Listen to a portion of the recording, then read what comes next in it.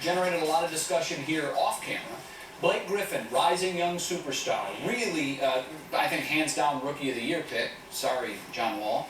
Like President Obama, Tiger Woods, Derek Jeter, he's a product of a mixed marriage. How do you, Skip Bayless, view Blake Griffin?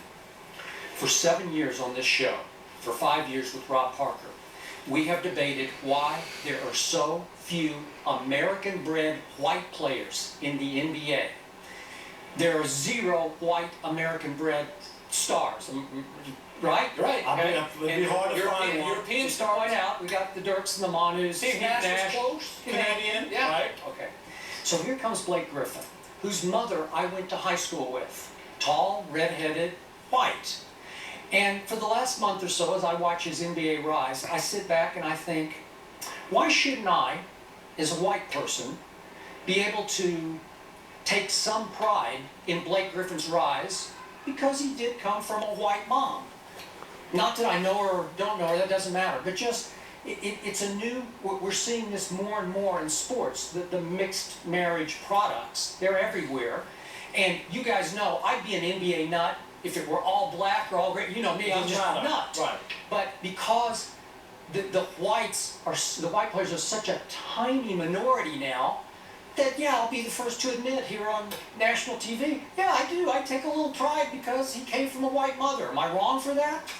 No, you're not wrong, but I guess my question would be to you, and I think it still comes down to how people see you. Not how you feel about you or how you might say, well, I'm 50% white, I'm 50% black, but how people view you. And I'm going to give you a story. I talked to Derek Jeter years ago. I wrote this column for Newsday. And Derek Jeter, same thing. Mom is white, dad's black.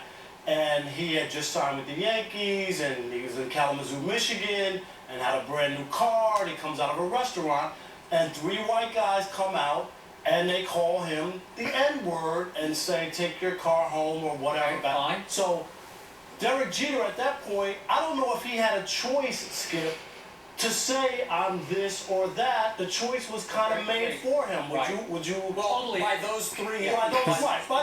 But still, once you're called that, do you really look at yourself and say, hey, I'm a white guy? It's hard. Should he denounce his mother's heritage? Not denounce it, but it's how people see you, Jay. That's what, how did the black community view Blake Griffin? Isn't there the theory of one drop and you're absolutely, black? Okay. Absolutely, and I think the black community, if you have black features or you have any part black, you are in a situation where people look at you and think you're black.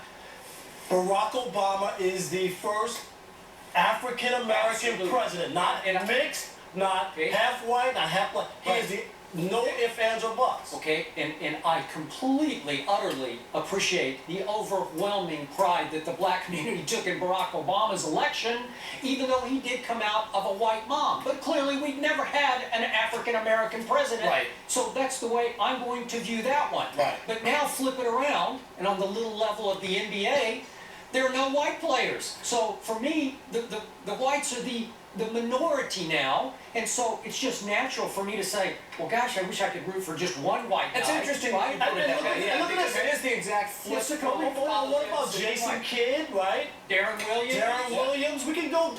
There's a list. Tony Parker. Tony Parker. These are all white mothers. And I must point out that in some cultures, like in the Jewish culture, if the mom is white, you're Jewish. Okay, so like the mom differentiates. Right. You know, that the mom's the deciding factor. You know, I'm not saying that has to apply here, but again, I keep saying, am I wrong to, you know, No, but Skip, you're different. I don't think most white guys sitting at home look at Blake Griffin and go, that's our guy. Because see, that's our guy. See, I feel like I'm being unracist to say, yeah, I appreciate the fact he's got black blood. I don't like disqualifying because he has black blood. I'm saying he's mixed, but I take some pride in that, right? I mean, come on. You can, and I understand where you're coming from on that. And yet, Rob, the other day when we talked about Joseph Bramlett being the first African-American golfer post Tiger, and you said he's a white-looking guy. I looked at the picture. Did you see him? Yeah. Because he looks like a white guy because his mom's white. And so you disqualified him. So he's not black. Yeah. You don't want to claim him. Tiger Woods is. Okay. Right. Tiger, because I think it has a lot to do with skin color and hair texture. I just, the way people see you. If Barack Obama looked like that guy, the golfer, I think people would think differently. I do. Okay. All right. No Tiger topic, Ed? Nope, we gotta go. We're out of time. All right. Well done. That was worth talking about. That's gonna do it for our topics on 1st and 10. Trick shots. Well, we had a lot of them last night. After